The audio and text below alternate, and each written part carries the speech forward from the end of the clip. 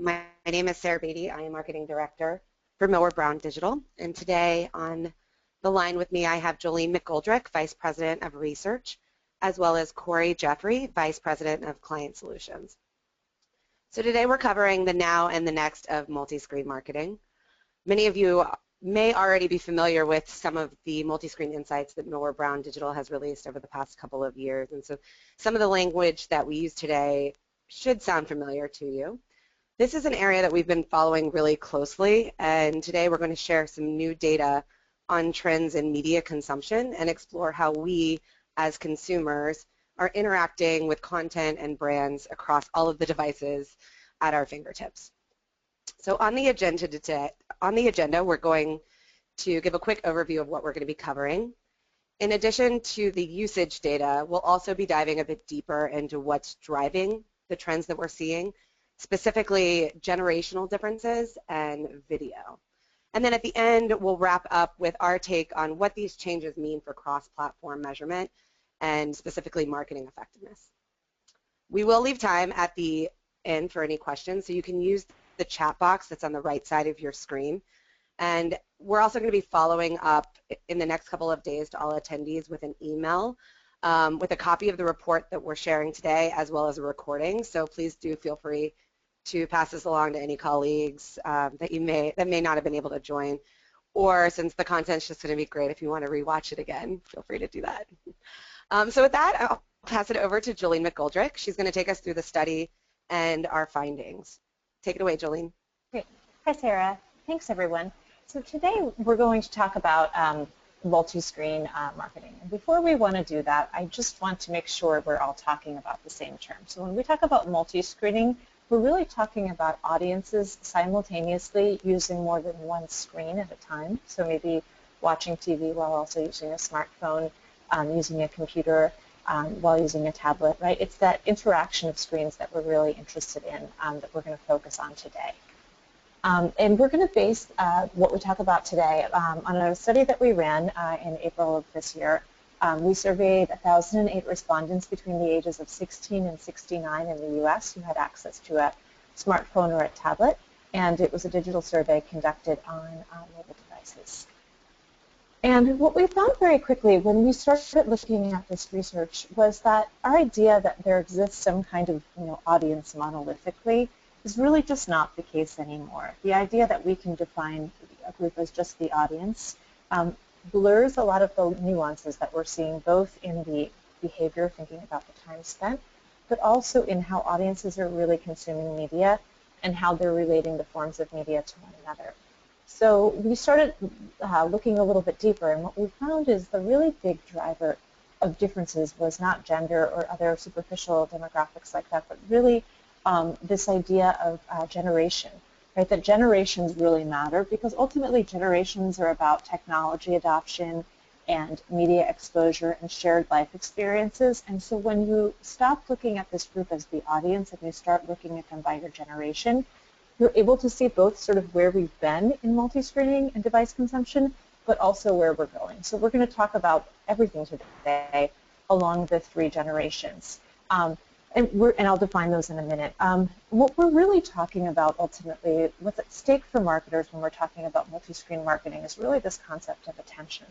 Because even the strongest creative, right, the most well-executed TV commercials or the best mobile ads and that are super well-targeted, if they can't capture audience attention, if the audience is not paying attention at that moment, that ad is sent into a void, right? So what multi-screen marketing is really about is how do we capture these moments of audience attention, and then make the biggest impact possible with our media and creative. And so that's what I'm going to talk about today. And that is really the content on the screens, right, and how much they're using the screens, but then also the interaction of those screens with one another. So the generations we're going to be talking about are three of them. There's the boomers. These are adults ages 51 to 69, born 1946 to 1964. Generation X, ages 35 to 50. So for those of you who are Generation X, this might be the only presentation you see that spends quite a bit of time on Generation X because it's the smallest of these three generations. And then finally, Millennials. So the youngest millennial has just turned 18, and the oldest is the late end of 34. So those are the three groups we'll be talking about. What we're going to see is just very different media consumption across these three groups. So the first dimension we're going to look at is how much time is spent. So how much time is spent by device. So when we look at boomers, we see that boomers really do represent the now. This is sort of the more traditional consumption. So you see they spend the most time watching TV. They spend about 191 minutes, which is about 3 hours and 11 minutes watching TV per day. They also spend 110 minutes using the internet or apps on their smartphone, 86 minutes using the internet or apps on their tablets, and 76 minutes using the internet on their laptops or PCs. What we also see is that boomers have the largest amount of total screen time at 453 minutes a day, which is over 7.5 hours of total screen time. And we'll see when we look at how the things are interacting that part of why they have so much total screen time is because they really are spending a lot of time consuming this media together, companionably. We'll dive deeper into that in a moment. When we look at Generation X, we see that they're somewhere in between boomers and millennials. They have the lowest screen consumption of all, so they have about 17 minutes less a day than boomers. And the largest amount of time is still spent watching TV, so about 2.5 hours watching TV, about 2 hours and 20 minutes using the internet or apps on their smartphone, about 64 minutes using the internet or apps on their tablet, and then 79 minutes using the internet on their laptops or PCs. And then finally, millennials sort of show us where we're going, right, which is this move to mobile. We see that millennials spend 172 minutes a day using the internet or apps on their smartphone. But this narrative that millennials are mobile exclusive is not the case, because while we see that they spend the most time on their smartphones, we also see that they're spending about 93 minutes a day using the internet on their laptop or PC, still almost 2 hours watching TV, 119 minutes watching TV, and about an hour on their tablets. So while they're definitely a move to mobile, they haven't yet abandoned TV or laptops or PCs. So what are audiences doing across screens? So what we want to look at first really is this idea of simultaneous usage, right, using two at the same time. And we're going to use TV as the reference point to show this. So when we look at boomers, we see that across all devices, they're spending more time using these devices while watching TV than they are using these devices with the TV off. So if you look, for example, at smartphone time, we see that they watch the time that they use watching the time that they're using their smartphone, 56 minutes or 51% is with the TV on.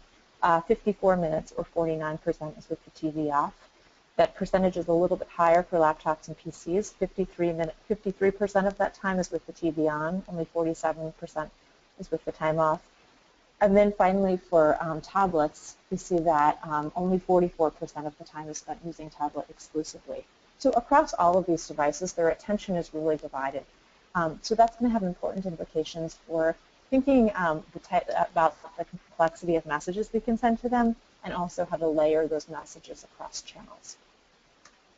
When we look at this for Generation X, we see a movement away from that a little bit. So we see that for smartphones and laptops, Gen X is actually more likely to be using those devices with the TV off than with the TV on. So of their laptop time, about 56% of laptop time is spent exclusive of TV.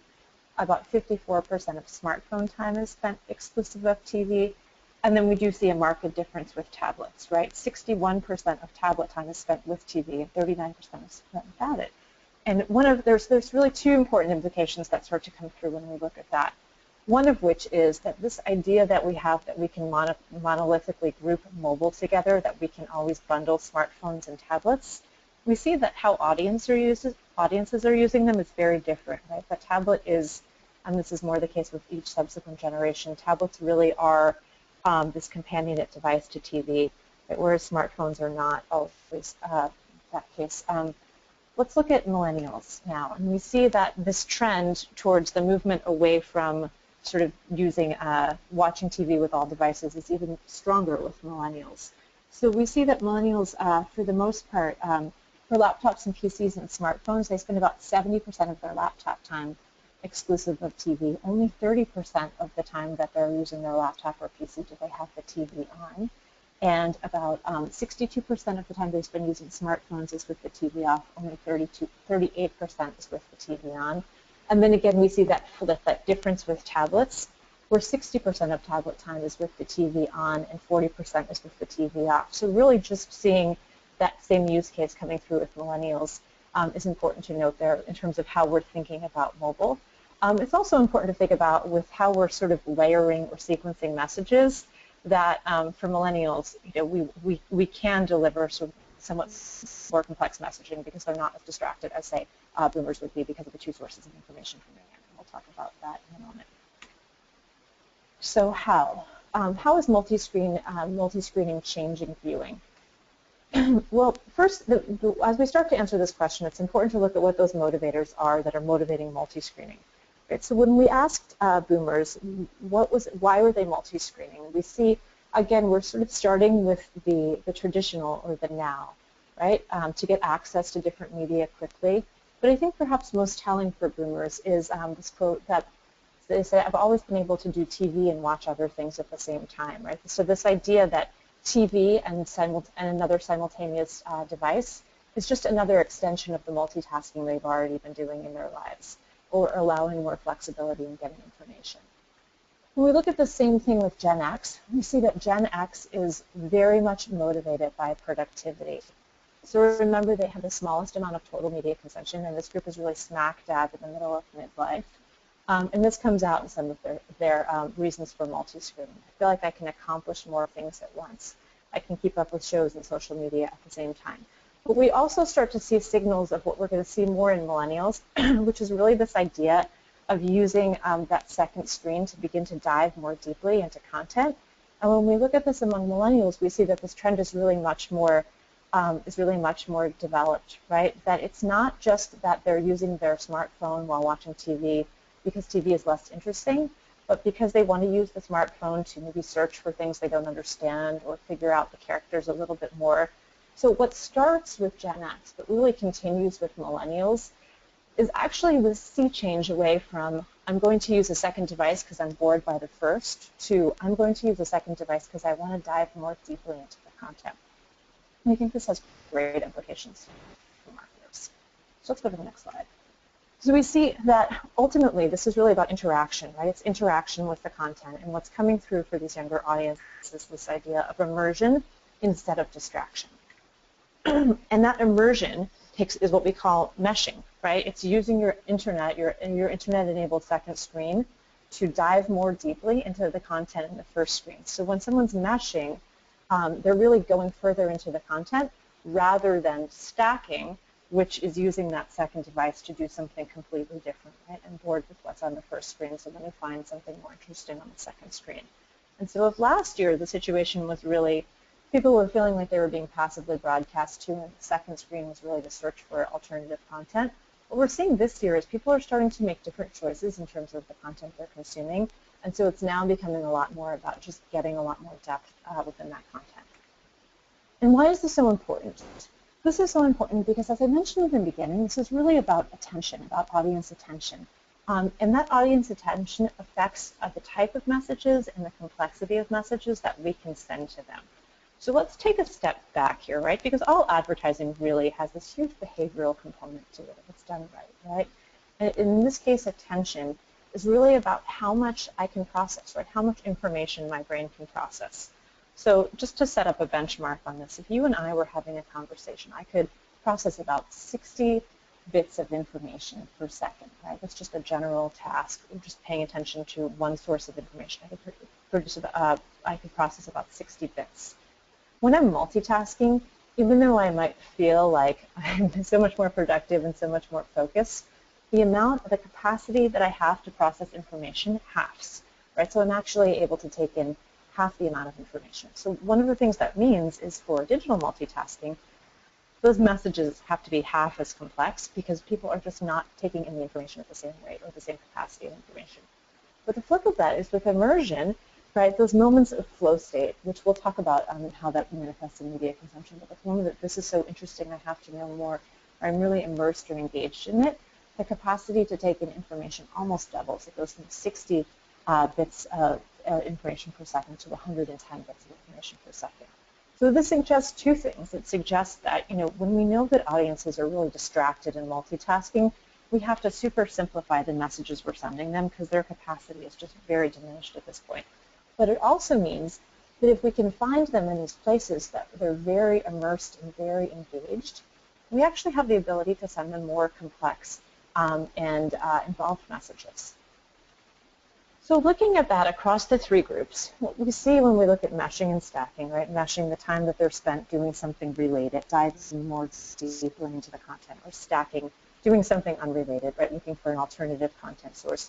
We see that for boomers, across all three devices, most of their multi-screen time is spent stacking. It's doing something unrelated, and it's particularly strongest for when they're watching TV and using a smartphone or watching TV and using a laptop. In those cases, about 70% of their simultaneous multi-screen time, what they're doing on the two devices is unrelated. It gets a little better than that for tablets. It's about a 60-40 split, 60% of it's stacking, 40% of it is meshing. So thinking about, we're looking at sequencing messages across devices, that does for boomers seem to be the best way to do it, that combination of TV and tablets. And when we look at GenX, we see that it's nearly identical to boomers, right? This behavior, this multi-screen behavior is almost exactly the same. So 69% of the time that they're watching TV and using laptops and PCs, they're stacking, doing something unrelated. 70% of the time that they're watching TV and using smartphones, they're doing something unrelated. They're only meshing about 30% of the time, which ends up being 11 total minutes of meshing a day for laptop, PC, and TVs, and 18 minutes per day of laptops with smartphones. And then, like boomers, it gets a little bit better in the case of tablets, where it's about 40% meshing and 60% stacking. But when we look at millennials, we see a drastic change in this. We see that for millennials, for the most part, as much as we like to imagine millennials as these distracted people, and given the right content, across all devices, they're meshing more than they're at the same amount or more than they are stacking. So we see that when they're using their laptops with the TV on, about 79% of that time they're doing something related on their laptop to what's on the TV. About half the time they're using their smartphone with the TV on, they're doing something related to what's on the TV. And about 53% of the time that they're using tablets while watching TV, they're doing something related to what's on TV. So why do we think this is the case? What do we think is really driving that? Well, our bet is that what's driving this is really what's happening with video. Right? We know from attending these webinars and these conferences and reading trades that video is just changing so drastically and dynamically right now. And we see a couple of trends that we think are really driving changes in multi-screen behavior as well. And there's three trends that I want to call out. Those trends are immersive content, integration, and intentional consumption. So today, in the interest of time, I'm really going to talk about two of those. I'm going to talk about immersive content, and then I'm going to talk about intentional consumption. But what we see is as audiences are moving away from being passively broadcast to making really definitive choices in terms of what they watch, their attention on that screen is really increasing. So the first trend I want to talk about is immersive content. And we think immersive content has huge potential upside for multi-screening. And we see a few examples of where advertisers or channels are doing this really well. And the two examples I want to talk about are NASCAR Race Buddy and then NHL GoPro. So NASCAR Race Buddy gives us an example of how multi-screening really is a way to dive more deeply into the content. So if someone were to be watching a NASCAR race on TV, they would see the race more broadly, right? But many NASCAR watchers have one particular driver they're particularly interested in. Well, through this sponsored NASCAR Race Buddy partnership, audiences are able to follow their favorite driver, and that driver has a camera mounted to their car so that someone can watch the race from the perspective of that driver, right? Also within that, there's all of these other tools they can use to dive more deeply into the content. And it's really well monetized. And if you look at that image, that bottom image, you see all of the sponsors who are really involved in that. So a great way to monetize, a great way to sort of build brand equity, but also really catch audiences at that moment that they're diving more deeply into the content and that they are really singularly focused on the NASCAR race, even though there are two screens on. Another similar example of this is what NHL and GoPro are doing. So like the NASCAR example, many of the NHL teams, the players have a small GoPro camera mounted on their helmet. So not only can you watch the hockey game on TV, but you can also see it from the perspective of your favorite player, maybe what it looks like for the goalie, right? Maybe what it looks like for another player. So right now, we just see this as something that's advertising and marketing for GoPro, but there's a lot of other opportunities for monetization or commercialization within here. The other example I want to talk about really is intentional content. And what do we mean about intentional content? And we talked before about that moment of really flow state, right, where we're so engaged or we're so immersed that we want to dive more deeply into the content. And we think that in terms of media consumption right now, the place where we're really seeing this the most is in the phenomena of binge watching. And so before I go into the numbers on this, I think the means actually characterize sort of where we are collectively in terms of binge watching or engaging in this intentional, and very deep level content consumption. So the Louis C.K. meme of I'm not done watching TV after 5 episodes, I'm done watching it after I hate myself, right? Or this other one, we've watched 7 years of television in 8 days. That was never meant to happen. Right? These are really the essence of binge watching, right? I'm so engaged that I'm willing to completely exhaust myself for the next day so that I can see what happens, right? In these moments, audiences are singularly paying attention to that screen, and these moments are not without opportunities for monetization, right? And if you can look up House of Cards is a great example of how even though it feels like there's no advertising, it's full of advertising.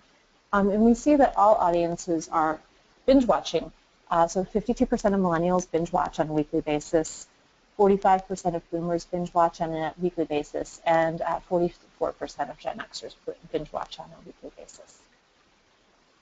So how do we begin to think about this in terms of the opportunities or the upsides for existing video platforms and thinking about how we can get to those platforms where people are spending the most time and have the best opinions? So if we ask audiences, where do you notice video advertising, thinking about sort of now more traditional paid advertising, where do you notice advertising and where are you most favorable towards it? We see that right now, far and away, the place where they most notice it and they're most favorable towards it is on video players. So for millennials, 59% of them notice video ads on video players. About 27% have a favorable opinion. Anecdotally, that's closer to the numbers for favorability for TV advertising than they would be to the numbers for digital advertising, which are generally in the high teens. With Gen X, we see that 53% notice video ads on video players, 25% have positive opinions about them, and then for boomers it's slightly less, 46% notice, 18% have positive opinions about them. The other two emerging areas are in gaming and in social sites. So for both gaming and social sites, the noticeability is high. The favorability still hovers around that of just generic digital advertising, so suggesting that audiences notice ads on those sites, but those platforms can still do a little bit more to build affinity towards those advertising formats on those sites. And then finally, what is that content of those video ads that makes people stop and watch them? So YouTube pre-roll has really conditioned audiences to feel like there's always an opportunity to skip an ad, right? That we never have to watch an ad all the way through. Maybe we watch it for 7 seconds, 9 seconds, 15 seconds. So and audiences inherently feel like they should be able to skip. And even if they can't skip with the skip button, they can skip by walking away. They can skip by picking up another device. So what are those elements of the ad that keep someone engaged in the video advertising? So for older audiences, it is more about the brand. If they're interested in the brand, they're more likely to give the ad more time than if it's a brand they're not interested in. But that starts to change with younger audiences. So you see for boomers and Gen X, it's 41% for boomers, say if it's for a brand I'm interested in, 38% for Gen X, and then it dips down to 36% for millennials. Instead, what really leads for millennials, just by a little bit, is that something intriguing is happening in the first few seconds. So really thinking about, what needs to happen in that first 5 to 7 seconds of the ad is increasingly more important for all audiences, but really leading the way in that is our millennials. So what next? So what do we do with all of this, and how does it change how we think about measuring our media across all these channels. So with that, I'm going to pass it over to Corey to talk a little bit about the implications of this for measurement in the multi-screen world. Corey? Thanks, Joline.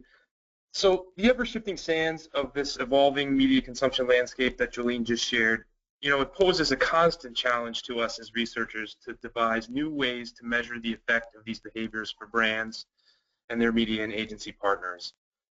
We as Millward Brown and as a research industry need to continually adapt our methods to keep pace with these evolving media behaviors, while also and always keeping our underlying methodologies firmly rooted in principles of sound design and high data quality.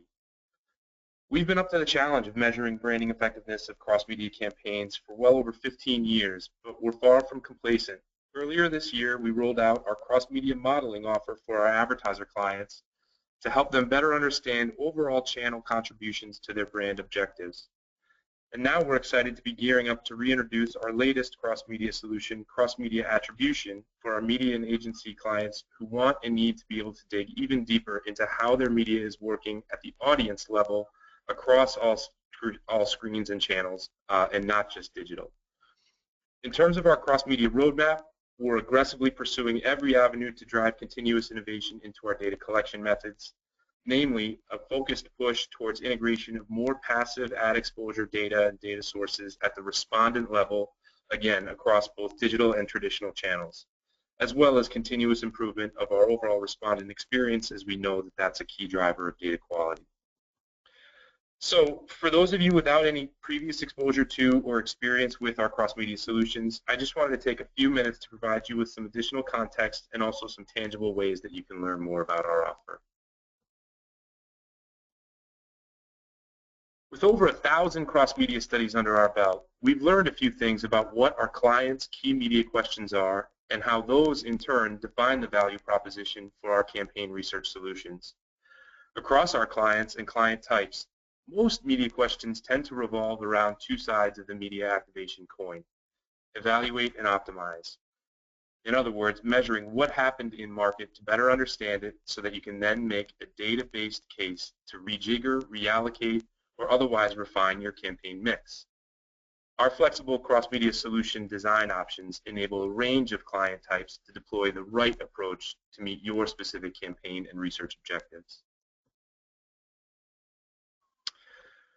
While we're hard at work on the innovation in our methods that new technologies, new tools, and new data partnerships afford us, we're also uniquely positioned among those in the market offering cross-media research, or quote-unquote cross-platform attribution, or other models of advertising effectiveness, really for four main reasons. First, our heritage in brand and consumer research, and our validated, meaningfully different framework for driving profitable brand growth, all of which is directly incorporated and integrated into our cross-media research designs. Second, our ability to shed quantitative light on the relative efficiency of all channels in the media mix, understanding what channels and tactics are driving both short and long-term returns on your media investments. Third, our extensive and unparalleled global brand tracking and cross-media normative databases provide to help provide better and more relevant context for your brand's own campaign performance. Lastly, but not least, our people. Our accumulated media expertise, having measured now over 10,000 digital campaigns, 1,000 plus cross-media campaigns, and tens of thousands of pieces of digital and traditional creative. We know media, we know creative, we know technology, and we know good quality research design. And we'd love to put our experience and expertise to work for you and your brands. Finally, just a quick scenario to put the cost-benefit of cross-media research into some perspective. First, the cost of a cross-media study is typically a small fraction of the total cost of a media buy. On that basis alone, it pays to measure. Remember the old adage, you can't manage or optimize what you don't measure. Second, in terms of the downstream impact of actionable cross-media insights, if a cross-media study can provide just a 10% improvement in media investment, it would pay for itself double for any spend over $2 million. From my point of view, for campaigns of any size, really, the value of insight is priceless. I leave you with that thought, and I thank you for your time. I look forward to sharing more about our latest cross-media offer over the coming weeks and months. In the meantime, please don't hesitate to ask your Millward Brown Digital representative for more information, and please stay tuned for notice of an upcoming webinar on the topic in more detail in the near future. Finally, I just want to thank Joline and Sarah again for a great presentation today and for this chance to speak with you all. At this point, I'll turn it back over to Sarah, and I think we're ready to open the line for any questions. Sarah? Great, thanks so much, Corey. And Joline, thanks for taking us through the research. So we've gotten a couple of questions so far. So I'm just going to go ahead and call those out here, and then Joline or Corey can address them. So the first one, which is a good one, what is the difference between multi-screen versus cross-channel? Somebody want to take that? Sure. Corey, do you want to take that one? Sure. Multi-screening really speaks to a consumer or sort of audience level behavior in terms of how people are interacting with devices and platforms across screens around content and advertising, whereas cross-channel really refers to sort of the measurement objective in terms of the scope of inquiry in understanding the role of each channel independently, as well as the synergies realized in terms of measuring the effect of some of the behaviors that Joline had called out today, some of those media consumption behaviors like meshing and stacking. So they're really both forms of the same question area, but one speaks more to specific consumer behaviors and that multi-screening behavior, its evolution in that consumer media landscape, and the other speaks to really the scope of inquiry for cross-platform or integrated campaign effectiveness measurement. Perfect. Thanks so much, Corey. Joline, here's one for you. What happens when TV goes on commercial break? Which device gets the attention? Do they watch the TV commercials and also mesh? For example, are they exploring more after seeing a TV commercial? So the device that usually has traditionally gotten the most attention has been smartphones. But we've also seen that what we're seeing in terms of meshing, that the device that's getting the most attention, especially with the younger audience, is really more tablets. So I think what's behind that question really is, if I'm thinking about something like an example like The Walking Dead, really utilizing that commercial break so that you can continue both the storyline and also build in an opportunity for advertising relevant to that content. Where we're seeing is that though less people have tablets, that the tablet is really the better device for that, because it's truly more of a companion device for things like behind the scenes content, right, or games or polls related to that. So even though smartphones can tend to be nearby, we see really the better opportunity is in the sequencing of that between TV and tablets.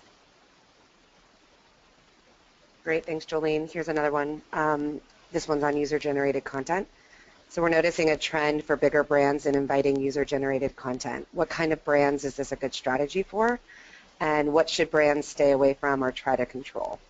Yeah, that's a great question. I think, so we definitely are noticing a trend in that. I think that trend started largely out of necessity, right? It was a great way for very small brands who had built up a lot of love or affinity among their audiences or consumer bases to be able to level the playing field a little bit, right? Because a great, really strong ad on YouTube can have an amazing effect, right? Millions of people can view that ad, and it's a way to really compensate for having a smaller spend with good creative, right? Because you're boosting the amount of earned media within there.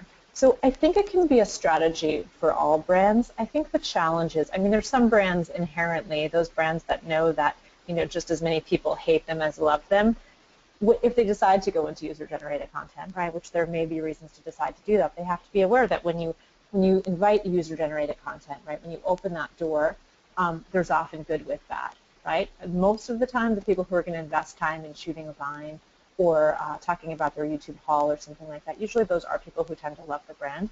But there is the possibility that you can get with that some people who might not like the brand as much. So it works better clearly for brands that know that they have high brand love and not as many net detractors. Things to consider, I think the biggest things to consider are that, because content really travels, making sure that those that user-generated content that they want to promote is not necessarily offensive to any particular other group. That would be, I think, one of the biggest keys. And then the other is, not trying to essentially mimic user-generated content, having it something that's supposed to be user-generated content, but that's actually highly produced. Audiences have a pretty good ability to be able to discern authentic content from brand-produced content. And what we know they don't like is really brands trying to create content that seems like it's organic but was really creative. They're able to tell that apart pretty quickly. Thanks, Jolene. Here's one on millennials. Would it be fair to say that millennials only bust out their laptop for a specific meshing purpose, and that when they want to stack, they choose to use their phone instead? For stacking, as opposed to that, I think that would be pretty fair to say. We see that, right? We see. I wouldn't say it's that extreme, but we do see that. Yeah, for the most part, they're meshing devices, laptops. We also see, if we look, that's not within the context of the study, right? But they do tend to do shopping, right? Also with their laptops, particularly around that window, right? So it's a great opportunity for further deep dive into that product if it's a more highly considered product, like something like electronics or whatnot, whereas still the smartphone is like, what you're using for texting and social media, and obviously all of that is not necessarily going to be related to TV. So yeah, laptops are a good way, like if we're thinking about really the consumer journey, laptops for millennials are a really good way to sort of take them deeper down into the consumer journey in a multi-screening sense. Okay. Corey, we have one about technology. What marketing technology, be it DMP, DSP, SDK, do you think most advances the ability to research this topic? That's a great question. I don't think it's any one. I think it's in the sort of powerful combination of multiple methods, and we're looking and actively looking in terms of both evaluation and sort of activation within our methods at a whole host of technologies, including passive TV data in the form of set-top box, passive media exposure and ad exposure, captured via people's personal device, right, whether it's tablet or smartphone. In fact, when we talk about our Ignite network, we're talking about it more and more in terms of it being a de facto DMP, right? A hub of data integration from multiple sources at the respondent level. So yeah, whether it's mobile data, whether it's TV data through any number of sources available out there now in the landscape, even improvements in terms of how we're asking questions or prompting people for claimed response to questions around media that we can't measure behaviorally. Again, we're looking at any and all of those as quote unquote technologies to help improve both sort of the fidelity of our measurement across multiple platforms, and again, beyond just platforms with screens, right? When we talk about cross-platform, we're talking about terrestrial radio and print and outdoor, in addition to sort of the what have become kind of the traditional digital channels, if you will. So mobile SDKs, geolocation within something like that. Again, I don't want to tip our hand too far or steal our own thunder in terms of some of the things we're going to take this audience through and the market through in more detail down the road a few weeks in our more formal rollout. But I guess the short answer is there's no one media source data or technology platform that represents a silver bullet. It's in sort of the creative integration of good quality data sources from multiple platforms, from multiple partners, in our instance all tied back to the breadth of information and profile data that we know about our Ignite network panelists. Great, thanks so much, Corey. These are such good questions. Thanks to everyone who has submitted, and it's not too late. So if you have a question, just use the questions box on the right side of your screen to submit. Here's another one about measurement, Corey. What's the advantage of doing a cross-media study versus discretely measuring each of your channels and comparing them? Oh, absolutely. So it really gets to the point that Joline made at the outset of this presentation around audiences not being monolithic, right? And marketing channels don't exist in silos either.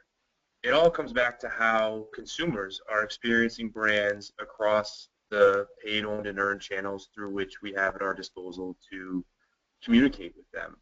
At the end of the day, I think you would just lose a lot of potential insight if your evaluation of channel effectiveness is within each channel's silo and then compared, sort of side by side with each other without looking at opportunities to measure the synergistic effects of exposure or interaction with content across screens. I mean, that is, again, sort of the fundamental behavior and evolution of behavior that we're looking at in the context of this study.